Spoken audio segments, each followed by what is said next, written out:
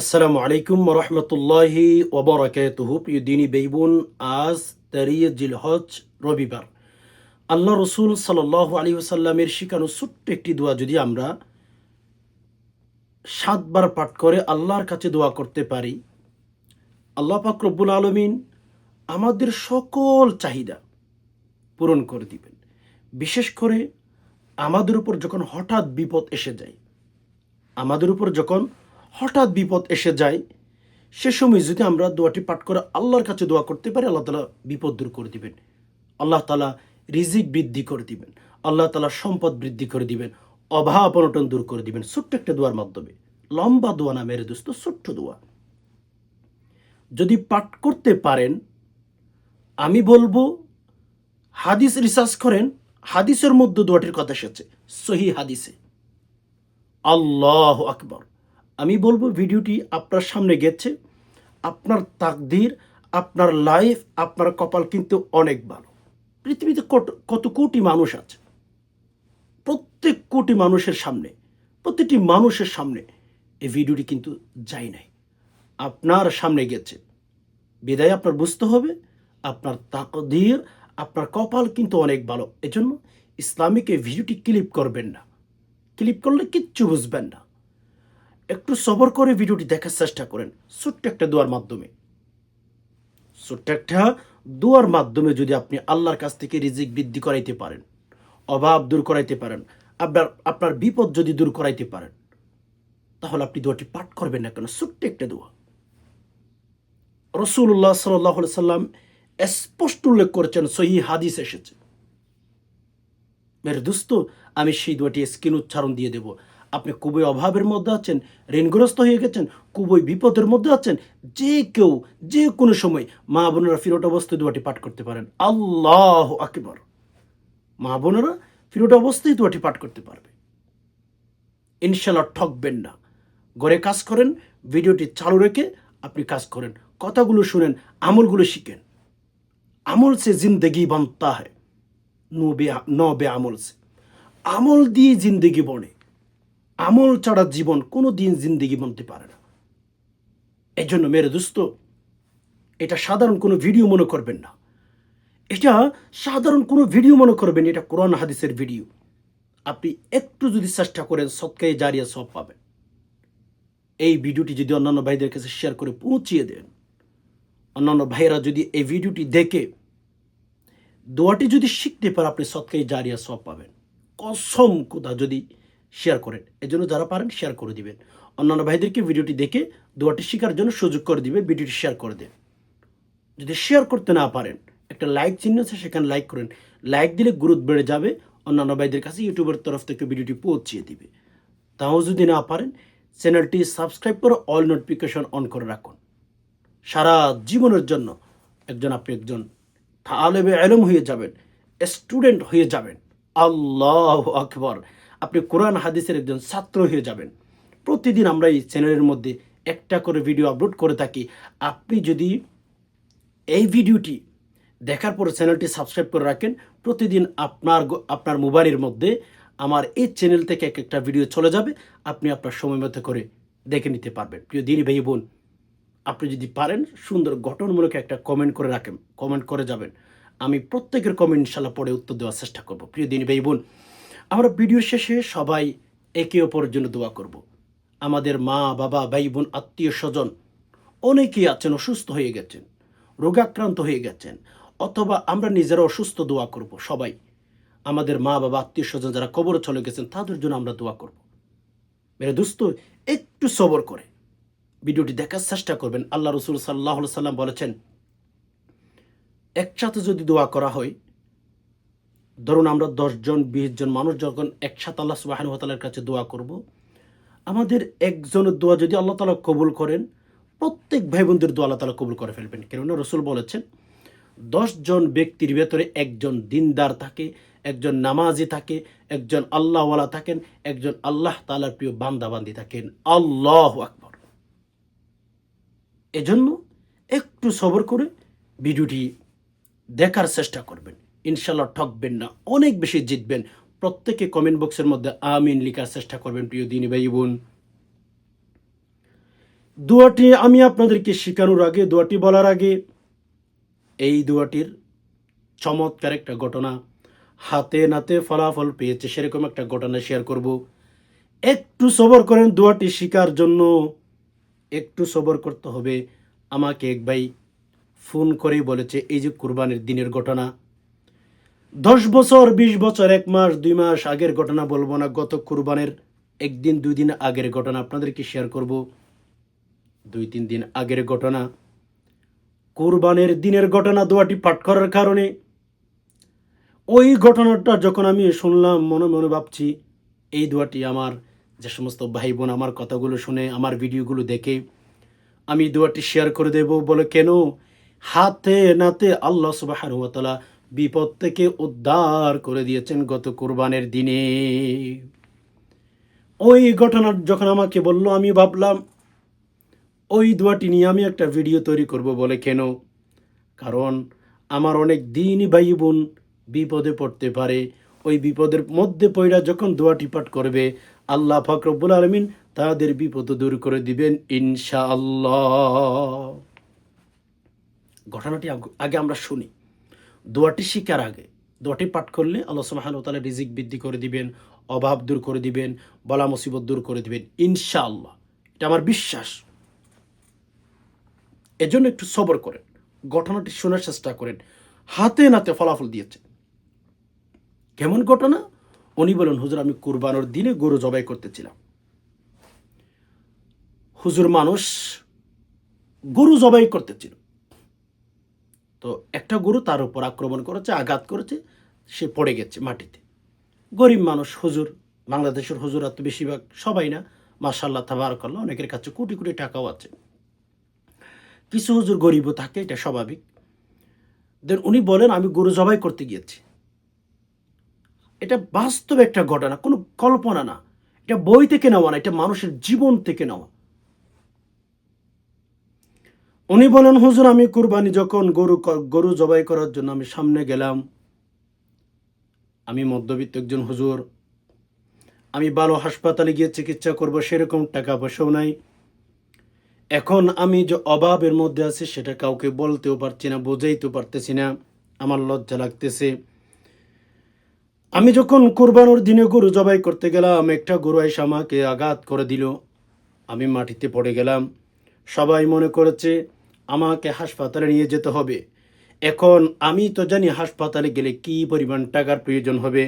উনি বলেন, আমার কাছে ওই পরিমাণ টাকাও নাই যে আমি হাসপাতালে গিয়ে চিকিৎসা নেব। সবাই মনে করেছে হুজুরকে হাসপাতালে নেওয়া ছাড়া এটা কোনোদিন ভালো হবে না, কারণ আঘাতটা একটু জোরে করেছে, শক্তি দিয়ে করেছে। বুঝলেন না? গরুর আঘাত করলে কিন্তু, গরুরা যখন আঘাত করে, এটা খুব ভয়ঙ্কর একটা অবস্থা তৈরি করে ফেলে তারা। প্রিয় দিনী ভাই বোন, উনি বলেন আমাকে ফেলে দিয়েছে গরু আক্রমণ করে, বাট সবাই মনে করেছে আমি খুব আঘাত পেয়েছি। হ্যাঁ, আসলে আঘাত পেয়েছে। এখন চিকিৎসা করার জন্য পাত্তি নাই বা টাকা নাই। উনি বলেন, সাথে সাথে আল্লাহ রসুলের শেখানো দোয়াটি তার মনে উঠে গেছে। দোয়াটি মনে পড়ে গেছে। ওই বিপদের মধ্যে সবাই হুজুরকে হাসপাতালে পাঠানোর জন্য ব্যস্ত, কিন্তু কেউ তো টাকা দিতে চায় না, হাসপাতালে পাঠাইতে ব্যস্ত। সমাজের মধ্যে এমন কিছু মানুষ আছে, মানুষ বিপদে পড়লে হাসে, কিন্তু না, বিপদ থেকে তাকে একটু বাঁচাবার জন্য চেষ্টা করা, এই কাজটা এই সমাজের মধ্যে খুবই কম পাওয়া যায়। রাইট? উনি বলেন, আমার কাছে তো টাকা নেই, আমি এখন হাসপাতালে গেলে চিকিৎসা নেব কিভাবে? ওকে, তো উনি বলেন, আমার সাথে সাথে রসুল্লাহ সাল্লাহ সাল্লামের শিখানো ছোট্ট একটি দোয়া স্মরণ হয়েছে। উনি বলেন, আমি দোয়াটি যতক্ষণ আমি বাহিরে ছিলাম ততক্ষণ আমি পাঠ করেছিলাম, মানে যখন থেকে ওই হুজুরকে ওখান থেকে তোলা না হয়েছে তখন ওই পড়ার মধ্যে দোয়াটি পাঠ করেছে ঘরে আসা পর্যন্ত। সবাই বলছেন হুজুরকে অমুক হাসপাতালে পাঠাও, ঢাকা পাঠাও, চট্টগ্রাম পাঠাও, ঠিক না? কিন্তু হুজুর তো মনে মনে ভাবতেছে, আমার কাছে তো টাকা নাই, আমি হাসপাতালে যাব কেমনে, আমি তো চিকিৎসা নিতে পারবো না। আচ্ছা, হুজুর বলেন, আমি দোয়াটি পাঠ করে রাতে ঘুমিয়ে গেলাম, হাসপাতালে যাওয়ার মতো এবিলিটি আমার নাই। সকালে ঘুম থেকে উঠে দেখুন হুজুর, আল্লাহু আকবার, তার শরীরের মধ্যে যে সমস্ত ব্যথা বেদনা হয়েছিল সব কিছু চলে গেছে, কোনো ব্যথা নাই। ওই যে আঘাত করেছিল একটু একটু ফাটা আছে, একটু একটু চামড়ার মধ্যে যে আঘাত করেছিল সেগুলো দেখা যায়, লেকিন ওই যে ব্যথা সব চলে গেছে। সকাল উঠে সবার সাথে কথা বলতেছে, নামাজ পড়াইতেছে, সবাই তো হুজুর দিকে তাকিয়ে আশ্চর্য হয়ে গেছে। হুজুর, আপনি তো গতকালকে হাঁটতেই পারেন নাই, আপনার শরীর থেকে যে পরিমাণ ব্লাড গেছে, আপনি আজকে হাঁটতেছেন কিভাবে? আল্লাহু আকবার, ইন্নাল্লাহা আলা কুল্লি শাইইন কদির। মানুষের ক্ষমতা যেখানে শেষ, মানুষের শক্তি যেখানে শেষ হয়, সেখানে আমার আল্লাহর ক্ষমতা শুরু হয়। কোটি কোটি টাকার মালিক, বাবা অসুস্থ, মা অসুস্থ, বিভিন্ন ডাক্তারের কাছে নিয়ে যাচ্ছে, ভালো হচ্ছে না।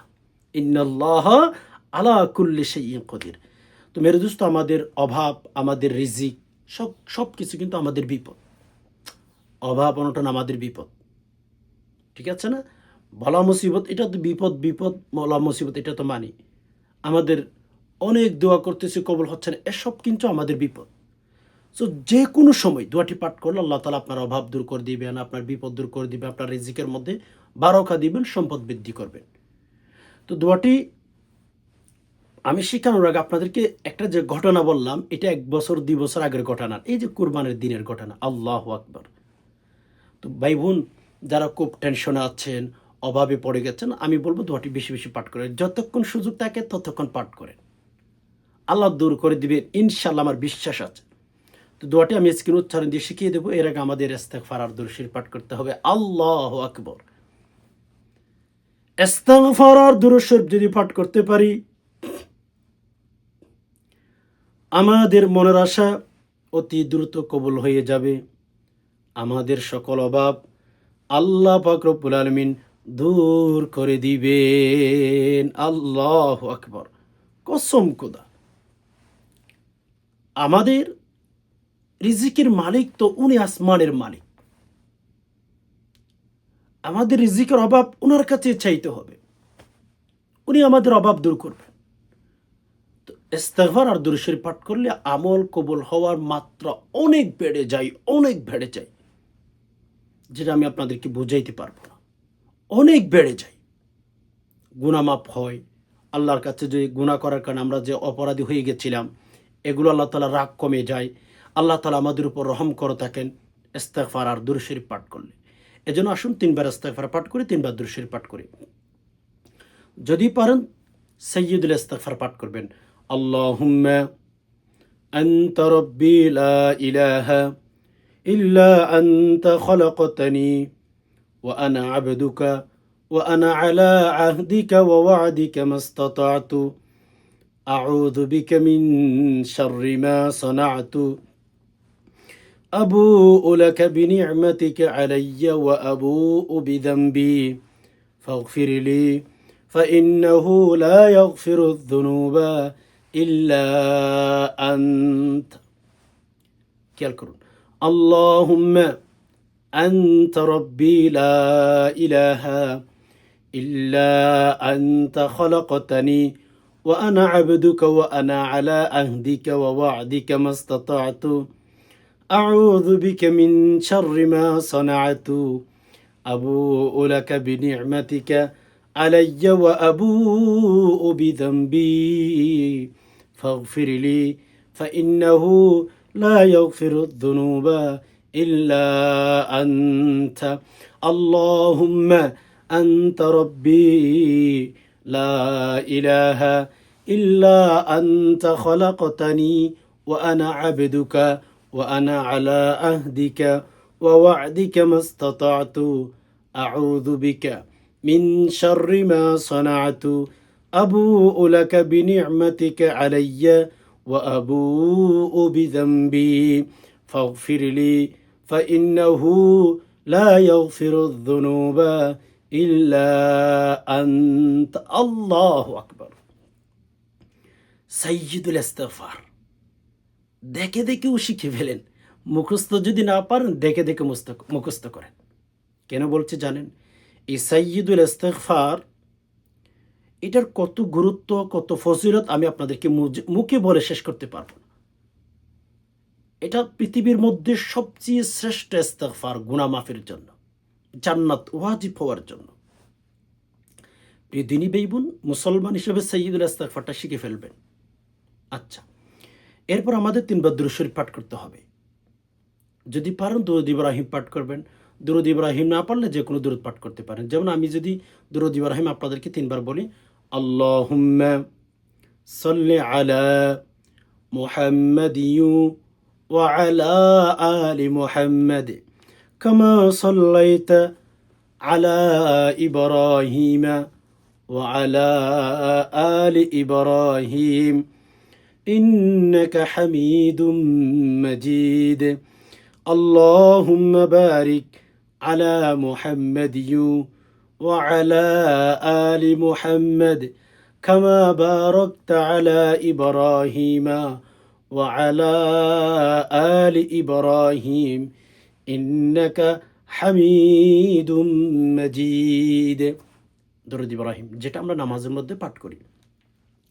اللهم صل على محمد وعلى آل محمد كما صليت على إبراهيم وعلى آل إبراهيم إنك حميد مجيد اللهم بارك على محمد وعلى آل محمد كما باركت على إبراهيم وعلى آل إبراهيم إنك حميد مجيد اللهم صل على محمد وعلى آل محمد كما صليت على إبراهيم وعلى آل إبراهيم إنك حميد مجيد اللهم بارك على محمد وعلى آل محمد كما باركت على إبراهيم وعلى آل إبراهيم إنك حميد مجيد الله أكبر। দোয়াটি পাঠ করবেন। দরুদ শরীফটি 3 বার পাঠ করবেন। এরপর আমাদের দোয়াটি পাঠ করতে হবে। মেরে দোস্ত, এটা আমরা সবাই জানি। তবে আমি এই দোয়াটি যে আপনাদের কাছে শেয়ার করছি, আমারও কিন্তু আমল হয়ে যাচ্ছে। আমার কাছে ভীষণ ভালো লাগে যে দোয়াগুলো আপনাদেরকে শেয়ার করি, সাথে সাথে আপনাদের সাথে আমারও আমল হয়ে যায়। আল্লাহু আকবার। আপনাদের উসিলায় আমার দোয়াগুলো পাঠ করা হয়ে যায়। তো দোয়াগুলো পাঠ করা হলে আল্লাহ তাআলা খুশি হন।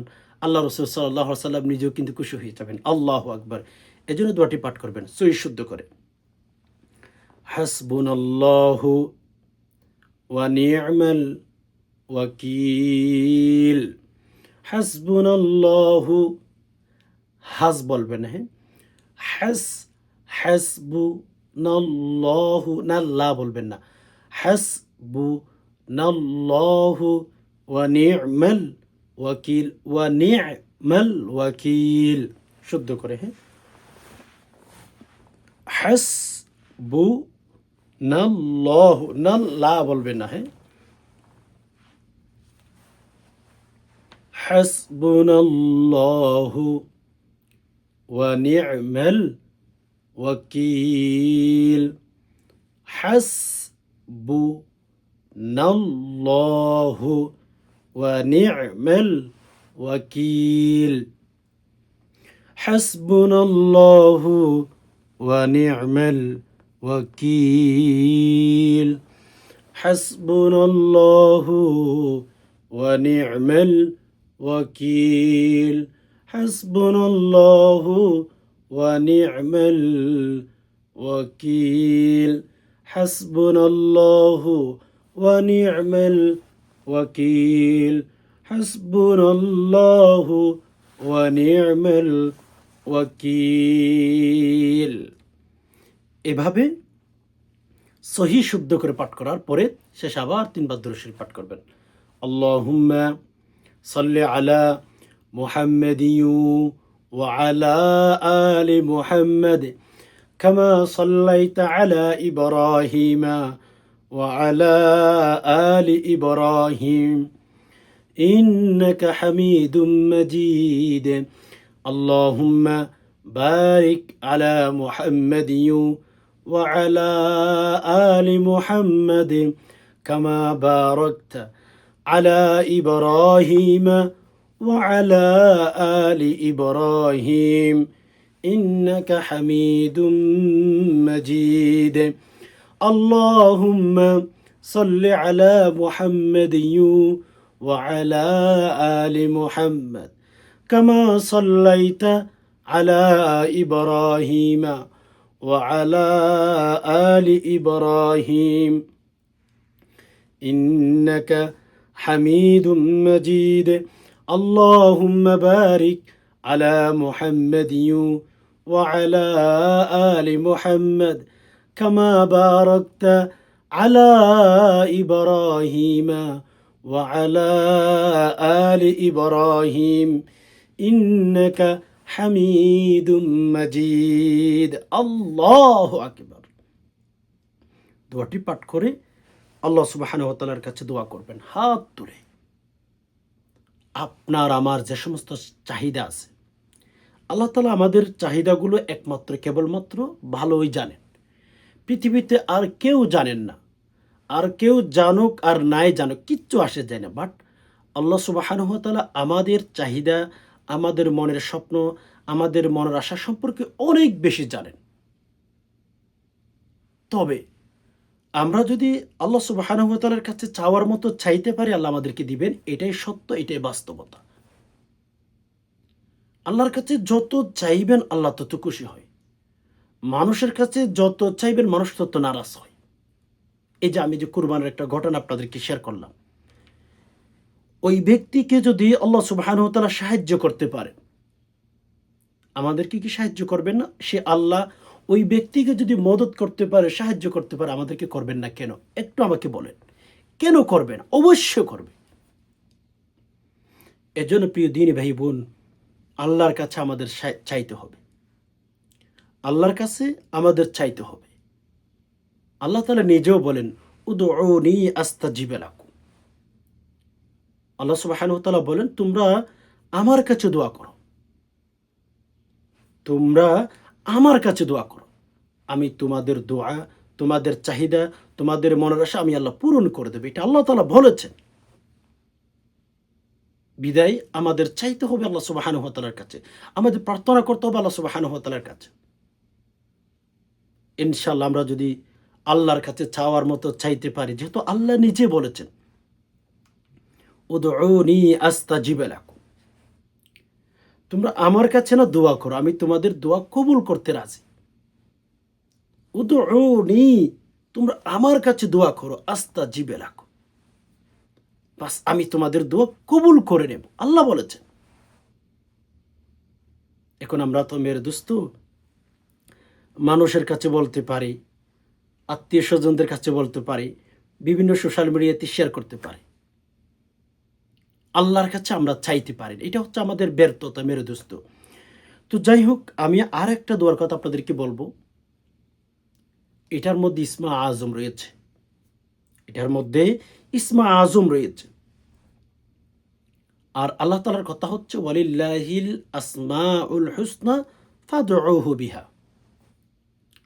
আল্লাহ তাআলা বলেন, তোমরা আমার সুন্দর সুন্দর ইসমা আজম রয়েছে, সেগুলোর উসিলে তোমরা আমার কাছে দোয়া করো, প্রার্থনা করো, মেসেজ দাও।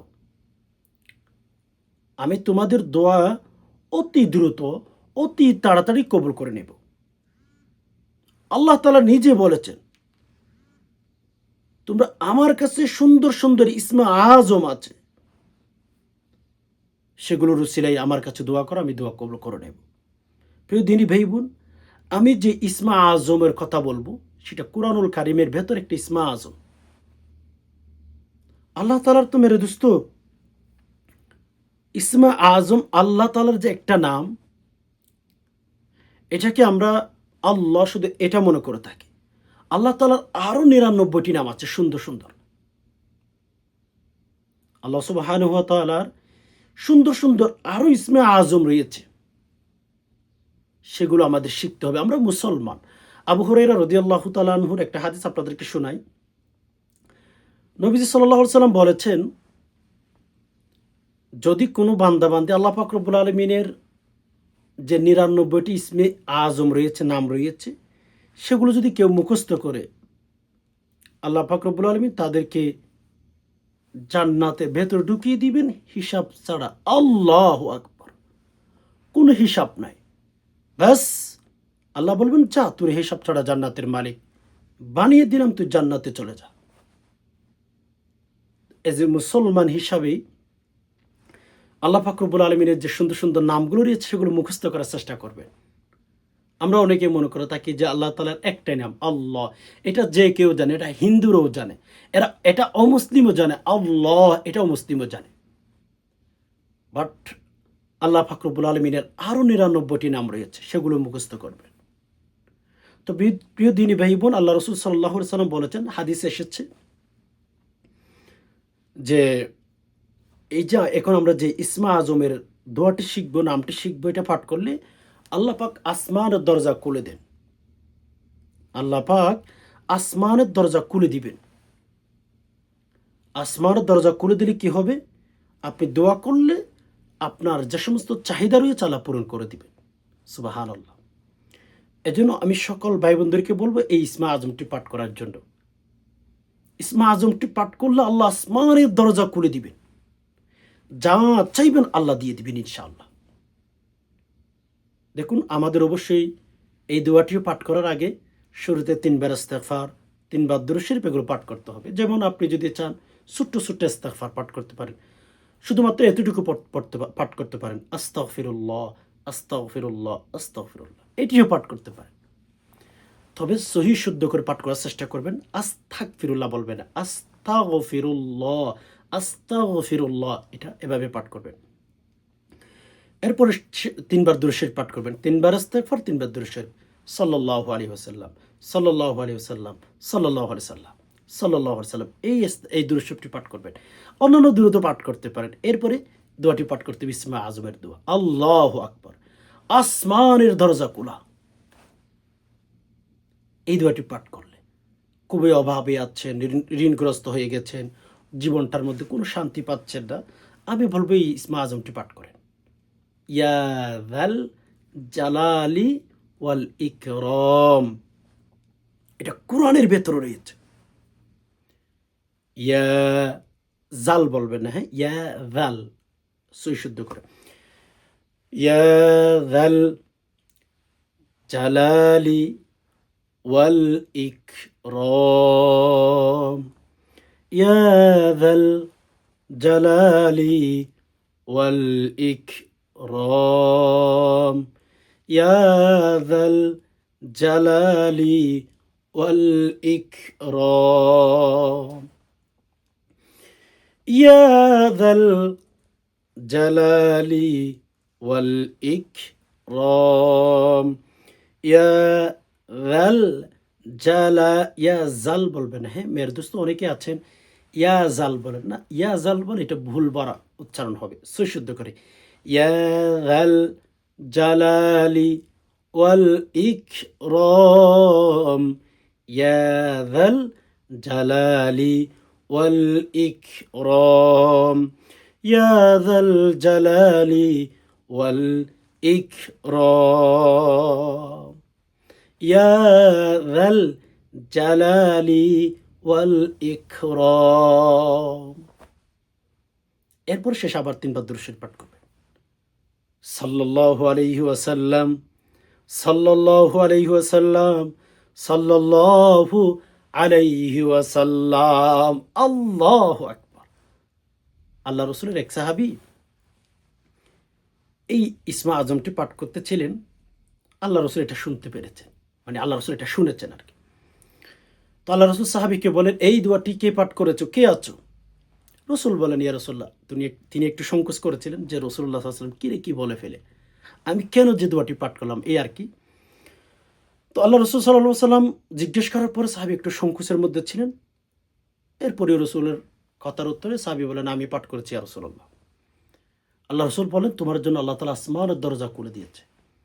তোমার যে সমস্ত চাহিদা আছে, যে সমস্ত আশা আছে, তুমি আল্লাহর কাছে বলো। এখন যদি দোয়া করো, আল্লাহ সুবহানাহু ওয়া তাআলা তোমার দোয়া সাথে সাথে কবুল করে ফেলবেন। তোমার মনের আশা আল্লাহ পূরণ করে দিবেন। যা চাইতে মন চাই, এখন আল্লাহর কাছে তুমি চাও। আল্লাহু আকবার। এজন্য মেরে দোস্ত, আমি যেই দুটি দোয়ার কথা বললাম, এগুলো দুইটি দোয়া কিন্তু সহিহ হাদিস দ্বারা প্রমাণিত। ডাইরেক্ট ইয়া যাল জালালি ওয়াল ইকরাম, এটা তো কোরআনেরই আয়াত ধরতে গেলে। তো যারা খুবই অভাবের মধ্যে আছেন, ঋণগ্রস্ত হয়ে গেছেন, অসুস্থ হয়ে গেছেন, এই দুইটি দোয়া পাঠ করেন। বেশি বেশি পাঠ করেন এই দুইটি দোয়া। ইনশাল্লাহ ঠকবেন না। আমার বিশ্বাস আল্লাহ সুবহানাহু ওয়া তাআলা আপনাকে ঠকাবেন না। আল্লাহ সুবহানাহু ওয়া তাআলা আপনাকে এত বেশি দিবেন, এত বেশি দিবেন, ভাবতেও পারবেন না, চিন্তাও করতে পারবেন না যে আল্লাহ চাইলে এমনভাবে দেন। হ্যাঁ, আল্লাহ চাইলে এমনভাবেই দিবেন, এটাই সত্য। একদিন পাঠ করবেন, ২ দিন পাঠ করবেন, ৩ দিন পাঠ করবেন। এভাবে যদি আমরা লাগাতার দোয়াগুলো পাঠ করতে পারি, আমরা আমাদের একটা ভুল অভ্যাস হচ্ছে কি জানেন? আমরা আল্লাহর কাছে ১ দিন চাই, ২ দিন চাই, বা ৩ দিন, বা ১ মাস, এরপর আর দোয়া করি না। মেরে দোস্ত, আল্লাহ রাসূল সাল্লাল্লাহু আলাইহি ওয়াসাল্লাম বলেছেন, তোমরা যা দোয়া করো সেটার জন্য তোমাদের দায়মি দোয়া হয়, মানে লাগাতার হয়। আমরা তো এমন একদিন বিপদে পড়েছি, আল্লাহকে ডাকি, বিপদ দূর হয়ে গেছে, আর আল্লাহকে আমরা ডাকি না, ঠিক না? অথচ রসুল বলেন, আল্লাহর কাছে ওই আমলটা সবচেয়ে বেশি প্রিয় যেটা সবসময় দায়মি আমরা করি, মানে প্রতিদিন করি, বাট সেটা অল্প। আমি আপনাদেরকে বলবো, অল্প অল্প দোয়া করেন। এই দুটি দোয়া আপনারা প্রতিদিন পাঠ করেন। কত মিনিট সময় লাগবে? আমরা একদিন আল্লাহকে অনেক ডাকি, এর পরের দিন আমাদের কোনো খবর থাকে না যে আল্লাহর কাছে আমাদের চাইতে হবে, আল্লাহ সুবহানাহু ওয়া তাআলার কাছে আমাদের প্রার্থনা করতে হবে, এগুলো আমরা ভুলেই যাই।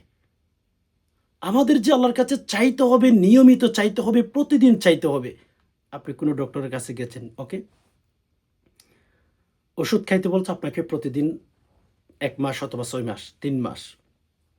আপনি যদি ওষুধগুলো না খান, ভয় করেন যে আমাকে ডাক্তার এই ওষুধগুলো যে খাইতে বললো এত মাস, আমি ১ মাস খাওয়ার পর এখন আমার কাছে টাকা নাই, আমার কাছে এখন টাকা নাই।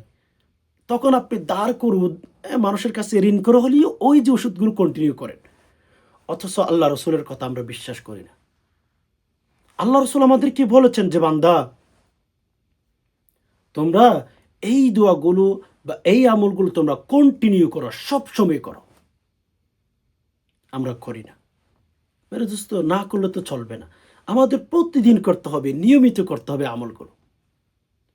আমরা ১ রাত তাহাজ্জুদ পড়ি, ১ রাত আল্লাহর কাছে দোয়া করি, ১ রাত আল্লাহর কাছে প্রার্থনা করি, এরপরে আমাদের আর খুঁজে পাওয়া যায় না। মসজিদেও দেখা যায় না, এবাদতখানেও দেখা যায় না, ফজর নামাজে দেখা যায় না। ভাই, আল্লাহর কি ঠেকা পড়েছে যে আপনার দোয়া কবুল করবেন? আপনার চাইতে হবে, আপনার চাইতে থাকতেই হবে। আল্লাহর বান্দারা যখন আল্লাহর কাছে দোয়া করেন, আল্লাহ অনেক খুশি হন, হাসতে থাকে। তো যাই হোক, প্রিয় দিনী ভাই বোন, ২টি দোয়ার কথা বললাম। ইনশাআল্লাহ আপনার লাইফে রাখেন, সুখী হবেন। আশা করি বিষয়টি বুঝতে পেরেছেন। আল্লাহ পাক রব্বুল আলামিনের কাছে আমরা সবাই দোয়া করি। কমেন্ট বক্সের মধ্যে আমিন লিখবেন। ইয়া আল্লাহ, যারা যারা কথাগুলো শুনছেন, আল্লাহ প্রত্যেকের মনের আশা পূরণ করে দিন। আল্লাহ প্রত্যেকের লাইফ থেকে অভাব অনটন দূর করে দিন। ইয়া রব্বুল আলামিন, আমরা যারা খুবই অভাবের মধ্যে আছে, অভাবগুলো দূর করে দিন। আল্লাহ, অনেকে আছে আমরা ঋণগ্রস্ত হয়ে গেছি, ইয়া রব্বুল আলামিন, ঋণগুলো পরিশোধ করার মতো ব্যবস্থা করে দিন। ইয়া রব্বুল আলামিন, আমরা খুবই টেনশনে আছি, আল্লাহ যারা যারা টেনশন আছেন, টেনশন দূর করে দিন। আল্লাহ যারা সংসার নিয়ে অশান্তিতে আছেন, আল্লাহ সংসার মধ্যে শান্তি দান করুন, আমিন।